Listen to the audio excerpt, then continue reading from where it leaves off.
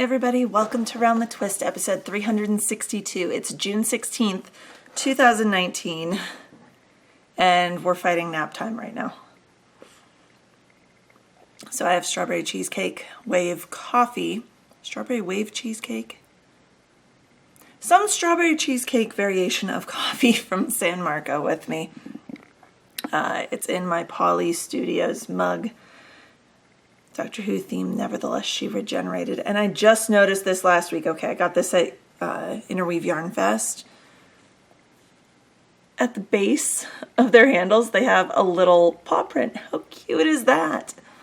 Ah. Plus, it's big enough to fit my whole hand in the handle.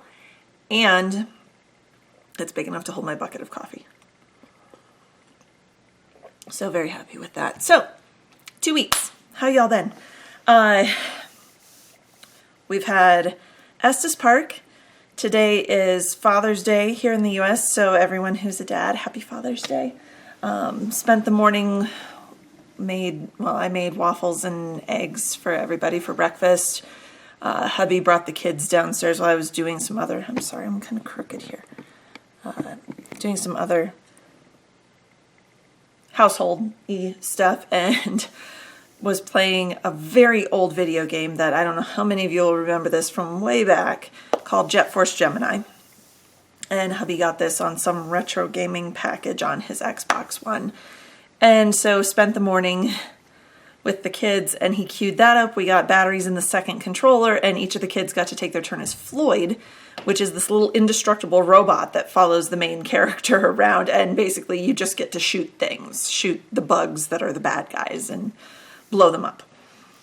And the kids thought that was fabulous. So kept them busy for the morning, and Mommy got to knit a little bit. So what I have on my needles. First thing, I'll be honest, I don't even remember what I called this one. So I'm heading over to my project page, which obviously I didn't write show notes again. Bad Karen, no cookie. These are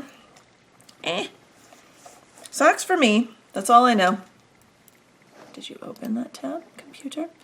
Oh yeah, I'm calling these The Dark Side socks. This, falling apart. There it is. This is Mustache Yarns Perfect Sock, self-striping. It is one of her OCD sets, which is 2 perfectly matched half skeins. So you don't have to worry about the striping sequence on these. And the colorway is Dark Side number 4. It's an 80-20 superwash merino and nylon fingering weight yarn. And so if you pull up Mustache Yarns and you're looking at colorways and you pull up Dark Side of the Moon, it's not going to look like mine. She evidently did different variations, and mine is variation number 4 in the dyeing process. So the first sock, I don't even remember where I was last time, but the first sock is done minus the afterthought heel, which, can you tell? It's a true afterthought. Totally a true afterthought. I opened it up, cut the stitches, unraveled, and they're sitting there waiting on DPNs, but I was going to, we had a staff development day / holiday party, it's June, for my work, where we went down to a game down at Coors Field down in Denver for a Rockies and Cubs game. And I wasn't sure if the double point signatures, stiletto point, double points would make it through security. So I set that aside, left it at home, took the second sock with me, and I'm making pretty darn good progress, if I do say so myself. I took some flack from my coworkers for knitting at the ball game. I'm like, you're complaining about being bored, and I'm knitting and happy as a clam, so let's discuss who's got the problem here. First sock, I'm partway down. Let's see. Let's pull the other one out. I've got about, because it's the middle of that gray stripe down here, and I'm in the middle of this stripe, so I've got 1, 2, 3 more gray stripes before I reach where the afterthought heel goes, but I'm just going to keep motoring through. Do that. We had a bit of a problem. Was it just yesterday? let's just say having a puppy is like having a toddler all over again. And I left to go to the bathroom for 2 minutes. This sock, the one with the double points, and the leftover ball of yarn from this half were sitting on the little table we have behind our sofa. And I come back and Lily took a flying leap off the back of the sofa into the dining room. Number one, I was scared she was going to hurt herself because she's still so little. But daredevil, she's definitely hitting her teenage phase. And wrapped around her, I don't know what she had done. She got it somehow into the middle of the ball of yarn. Because I am pulling from the center of the ball. She got into the middle of the leftovers and just kamikazed off the couch. And completely, I don't know, it was a hot mess. It took me about an hour to untangle this mess of yarn she was tangled in it, her collar was in it. She had a leg through parts, her other leg through parts. Some of it was over her head. I don't know what she did or what she was doing in the 5 minutes I took to go to the bathroom, but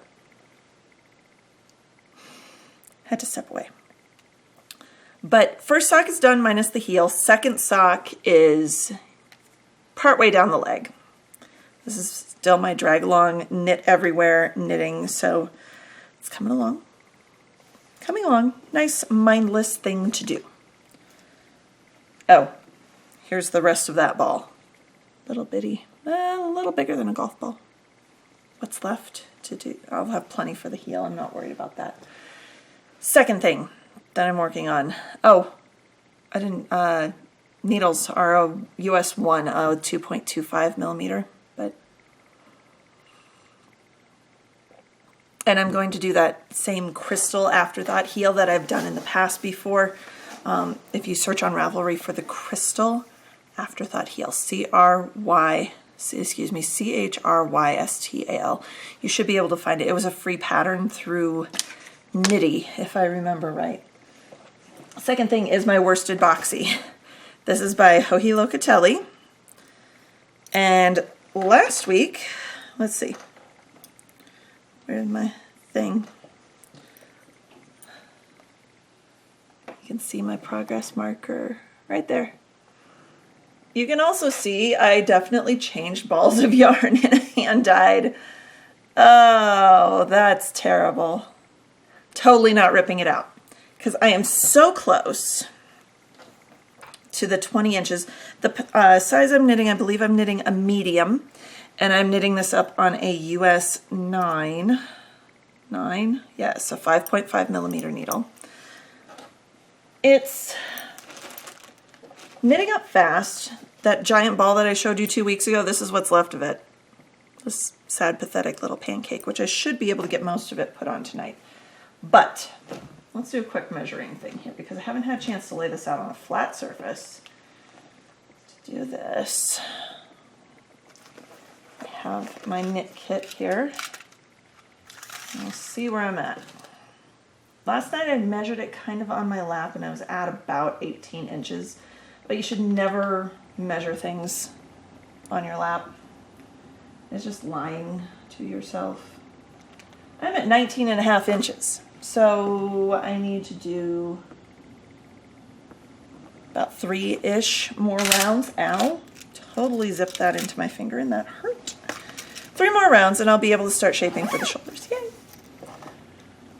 So boom, most of the body of a boxy done. Stash dash, I'm on my way. Of course that doesn't eat up a whole lot of yardage, but potato potato. We're early on. Stash dash runs from late May through late August. It's something that the knit girls do, and I'm just challenging myself. I'm not setting a goal or shooting for anything. I just want to see how much I can get done, just because I feel like I haven't done a whole lot in terms of knitting, crafting. Like I'm getting stuff done, but not to the amount that I have in the past. So it's a push myself thing. If I can get a pair of socks and a sweater done and some spinning done, I will be a happy camper. So that's everything on my needles for right now. What else? What else do I do this now? nothing, no pointy things. I didn't do any cross stitch, or I take that back. There is something for pointy things, but first, what's on my wheel? Sort of. So we went up to Estes Park last weekend for the Estes Park Wool Market. I took a wonderful class from Henry and Roy Clemes about exploring the drum carder. It made me crave a drum carder, of which I really don't have a use for, and it would just be a very expensive toy that sits back in my craft room. So I held off. But I did take two things out of my craft room and take them up to Estes Park. Those two things were two very smelly sheep fleeces that have been sitting in the closet, oh gosh, since we moved here. I think both of them were from back when I was in Omaha. Goodness, so these have been sitting in my closet at least 5 years. 5 years. I've purchased both these fleeces at Estes. The first one is from Wind Dance Ranch, and it is a black CVM named Opal and weighed about 5 pounds. This is the tag that was in the bag with it. And I pulled one of the locks. So you can, let's see if you can see. Oh yeah. Once it focuses on the lock. Oh, there we go. See all that beautiful crimp? This is a true black, very, very dark brown, almost black fleece. And I'm so excited to see how this comes out. Drop that off for processing. That is an unwashed lock. I should have washed it. The second one did not have a name. However, they were nice enough. It was very, very yellow in the bag. And I know that's just the lanolin that aged. But they were nice enough when I went to pull out the tag that was in the bag. So this is a Corriedale ewe. I don't know what farm it was from. It was about a little over 2.5 pounds. I think when they weighed it, when the processor weighed it, it was 2.6 or 2 pounds 6 ounces. So it is very white. There's a little bit of crimp you can see, and that you see right through there.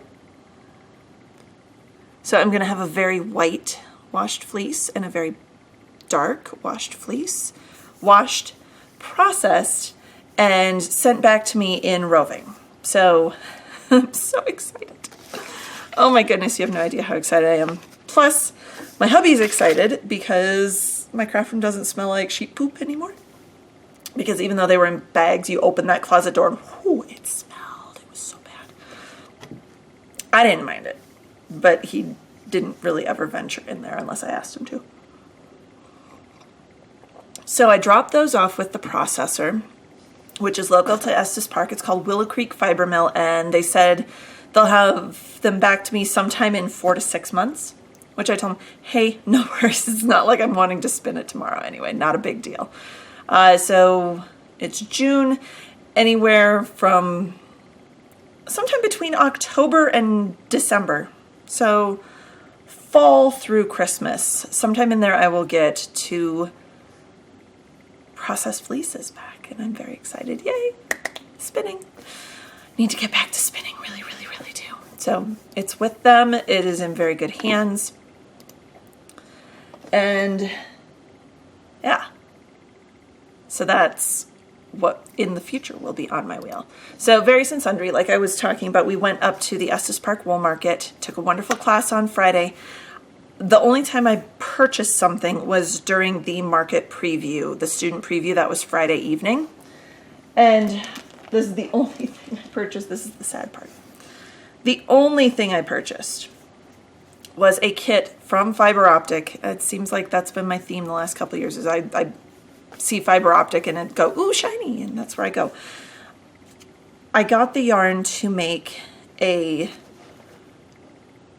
shawl for my friend Sarah. Why did I just do that? I didn't want to do that. I wanted to do this. A shawl that is called The Joker and the Thief, which I'm sure you guys have heard about. Let me pull it up. IEF. There we go. It is by Melanie Berg. It's beautiful. It alternates a neutral or a main color, a solid, with a gradient of some kind in these alternating stripes, and it's got this wonderful elongated stitch that's in there. And I'm going to make this for my friend Sarah for Christmas. So I went a little nuts.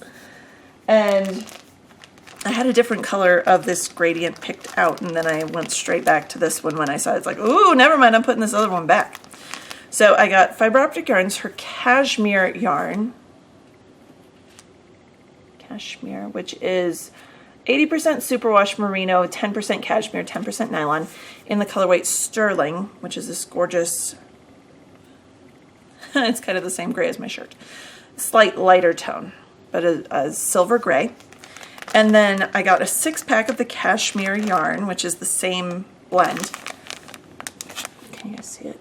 In Renaissance. So it's kind of this the same gradient as my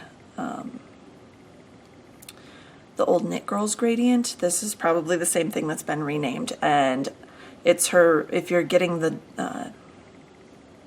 roving to spin, the merino silk roving, it's rouge to cerulean, if I remember right. So it goes from a deep magenta up to a purple to like an amethyst to a royal blue to a teal or a turquoise. It's kind of getting blown out, and I'm sorry for the shine and the crinkle. But that, coupled with that for the main color, is going to be a Joker and the Thief for my friend Sarah for Christmas. So that's going to be the next major thing on my needles. And then I had one thing come in the mail while I was gone that I had completely forgotten that I'd ordered. Whoops. More crinkle, sorry. Should have taken it out beforehand. And this is something I ordered way back early May from Nomadic Yarns while Game of Thrones was still on. So I ordered a self-striping. And this is in her trusty sock, which is 75-25 superwash merino and nylon. And the colorway is You Win or You Die, which of course harkens back to Cersei, season 1, Game of Thrones, telling Ned Stark, if you want to play the Game of Thrones, you either live or you die. And it's got a whole bunch of wonderful colors in it, and I'm excited. This is going to be another self-striping sock yarn, so excitement, yay. Okay, I think I've got time this week to do one question out of the Any Questions thread, which I have been sadly neglecting. I am so sorry. If you go into the group over on Ravelry, there is a thread stickied at the top that says Any Questions, and if you have anything you want to ask me or you'd like to hear my opinion on whatever, within reason, I'm willing to answer it on the show. So I'm going to pop over there, and Empress, who is Joanne from Alberta, Canada. Hi, Joanne. Said, my husband likes the hand knit socks I've made him, but he wears them inside out more often than not. I just ignore it. He can wear them however he wants. I gave them to him, so I have no more say on their use. Is there any weird knit use or application that you've seen with a knitted item you gave away? And she also edited it to add that the puppy, Lily, is adorable, because she posted this 4 months ago. I'm behind. Sorry. Joanne, yes. Weird use or application. Yeah. And so this story was told to me by my friend Sarah when I started knitting her stuff. Oh, when we were back in college still. So good. 18, 19 years ago now. Oh, God. That's a long time. So after college, obviously, I went to live in Omaha to work, and she headed out to Virginia Beach and was in school to get her master's in film. So that, obviously, they were all helping each other out with different film shoots. When I went out to visit her one year, she told me a very memorable story of a late night film shoot where it was,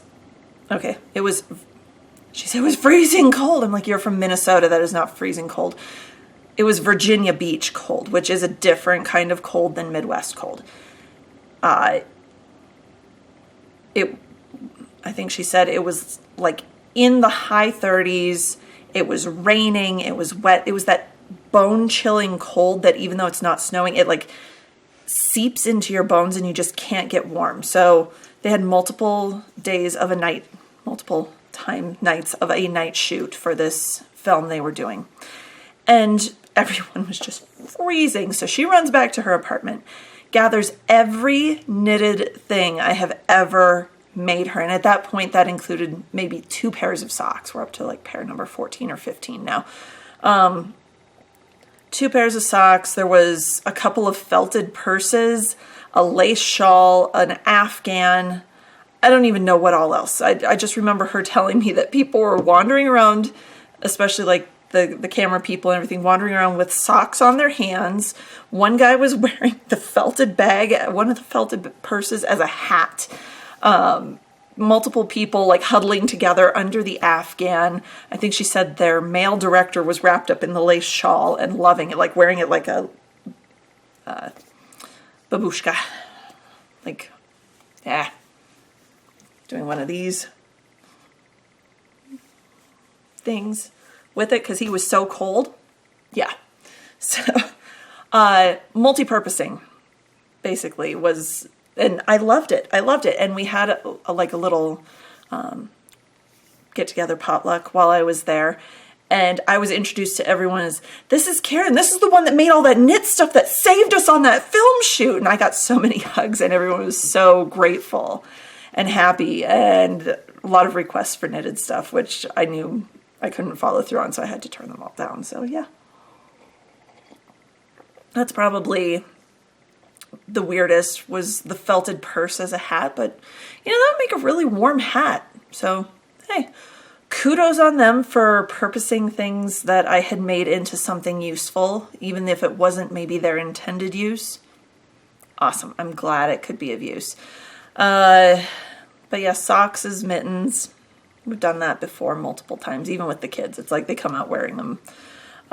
Gabe used to put them on his ears for some reason. He'd take his knit socks and like stick them around his ears so he'd have this almost like elephant trunk sock hanging off of each ear.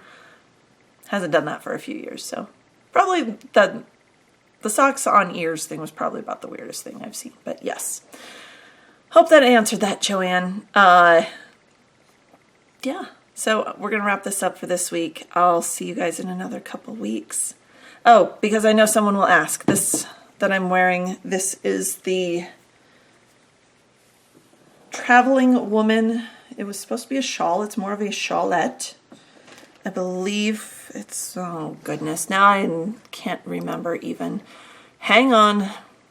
Hold that thought. I'm going to find out who it's by. I believe it's by Isolde.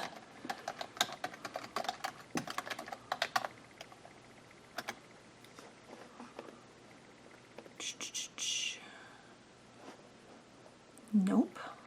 Nope. Oh, good gravy.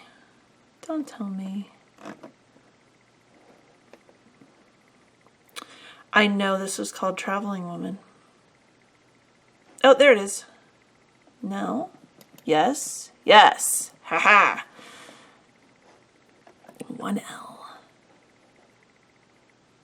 So I knit this according to pattern. I knit it out of Sanguine Griffin Bugga.